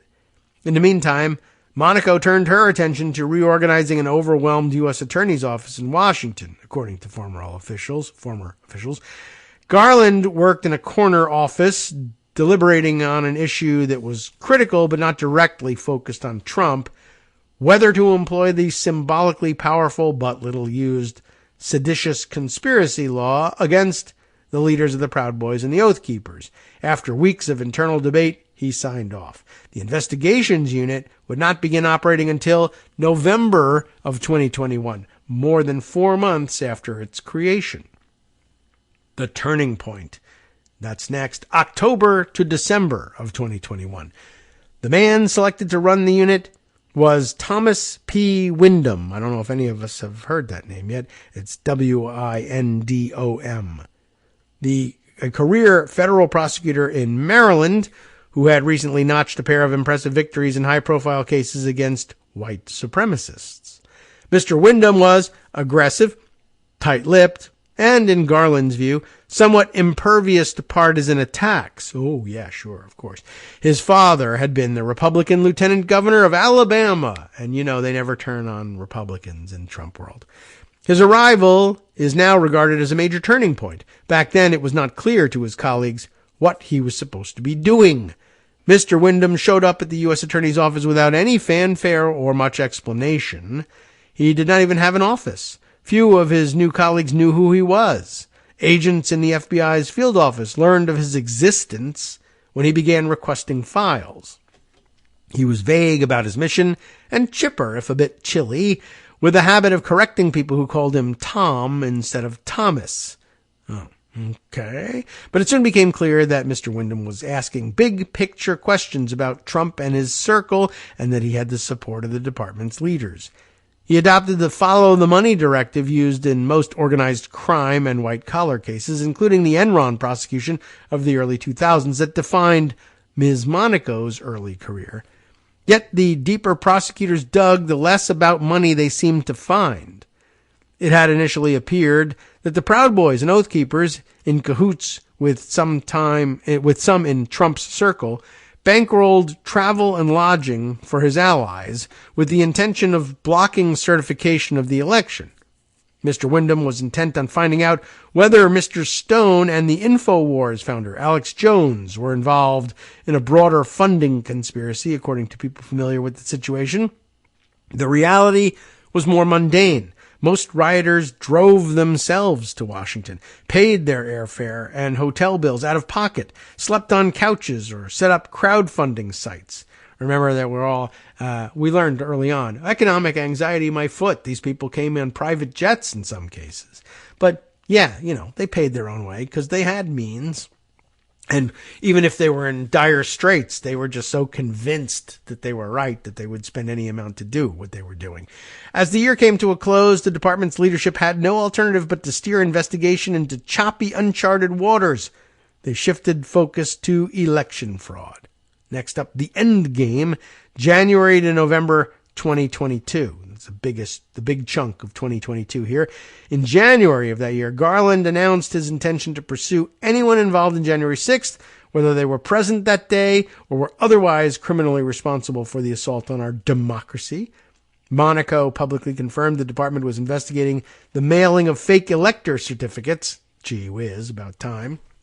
Behind the scenes, Windom had begun joining with investigators from other agencies, including the Postal Service, it needed to be done, but to track the trail of fake electors. Although, honest to God, I'm screaming in January 2021 at the time they mailed the evidence. They should be able to seize that right now. They forged certificates and mailed them. This is a huge problem. All right. Well, anyway, they did that. They investigated. He also teamed up with the Justice Department's Inspector General, who had begun investigating Mr. Clark. That needed to be done. Until that point, the FBI had mostly remained on the sidelines, leaving much of the initial work to state officials. Okay. But by late 2021, Paul M. Abate, the FBI deputy director, I think we just heard his name the other day, right, told senior law enforcement officials that the Bureau was, in general, supportive of the inquiry. Then Mr. Windom's former boss in Maryland, Jonathan Lenzner, I think we just heard his name the other day, too, along with Abate, was named chief of staff to the FBI director, Christopher Wray, giving the prosecutor a direct line to the highest echelons of the Bureau. Mr. Wray also instructed deputies to ensure that Mr. Windom had everything he needed. By April, The Washington field office finally drafted an investigative memo required to open the fake electors case. About time. With Mr. Ray and Mr. Garland signing off. Great, but how long did it take? The first telltale signs Mr. Wyndham was homing in on Mr. Trump and the half-dozen allies who would later be listed in the indictment as uncharged co-conspirators was a series of subpoenas issued by a grand jury in Washington. And I mean, really, there's the key. When are we going to start charging the uncharged co-conspirators? Over the next few months, federal agents and prosecutors obtained search warrants and seized the phones of Mr. Clark and Mr. Eastman, as well as Mr. Epstein and Mike Roman, a campaign strategist who was the director of Election Day operations for the Trump campaign in 2020.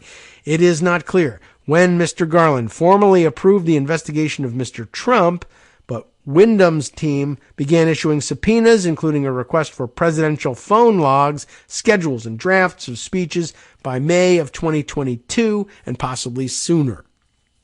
By the summer, the department was directly asking witnesses about the president's actions. We heard some of that testimony earlier today. But by this time, Trump's strategy of block and delay was being deployed.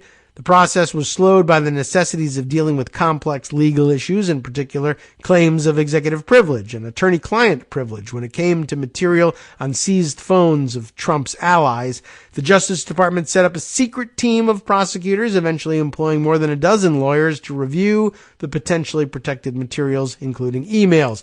It was known internally by the code name Coconut. Sure, why not? And according to people familiar with the planning, led by a prosecutor from Portland, Oregon, who was the only person authorized to talk to Mr. Wyndham's team. The department's actions, significant and far-reaching as they were overshadowed by the January 6th committee in the summer of 2022, which presented a first-hand and well-documented narrative of the effort to overturn the election. Prosecutors, accustomed to working in the shadows and at their own pace, watched some potential witnesses answer questions on camera. Mr. Garland has said time and time again that the hearings had no impact on the Trump investigation. The department was motivated only by the need to get it right, which entailed imagining the mistakes that we could make and making sure that we don't make them, as he told a Bar Association conference recently. But the pressure was clearly building. What Mr. Wyndham's team wanted most were hundreds of raw transcripts of committee interviews, something the panel refused to turn over quickly. Oh, they have said that before. The committee did not immediately make a criminal referral, but members were hardly shy about passing the torch to Garland. The Justice Department doesn't have to wait, Liz Cheney, a vocal advocate of prosecuting Trump, said at the time, but wait it would. Wyndham's team was hitting legal roadblocks set up by Trump and his allies. An intense series of legal battles would play out over the ensuing months, with 25 witnesses called by the federal grand jury in the case. Those witnesses asserted executive privilege or other reasons for not testifying, by far the most time-consuming and frustrating element of the investigation in the view of current and former officials. There was another surprise. Despite the blockbuster hearings by the House panel, Trump was gaining political strength. On November 15th, 2022, he formally announced that he would be a candidate to recapture the presidency. 3 days later, Garland, following rules intended to insulate political appointees from accusations of election interference, announced his selection of Mr. Smith as special counsel. By now, the department was in a race for time. A few weeks earlier, Smith was driven into the department's cobbled courtyard and whisked up to Garland's office, where he was asked how quickly he could start. Smith let Garland know he wanted to move fast and signaled his intention to enlist Wyndham, which would save time and effort. After returning from The Hague, interestingly enough, where he served as a war crimes prosecutor, Smith was struck by a scooter while biking and fractured his leg. I don't think I even realized this must have been reported. I just forgot.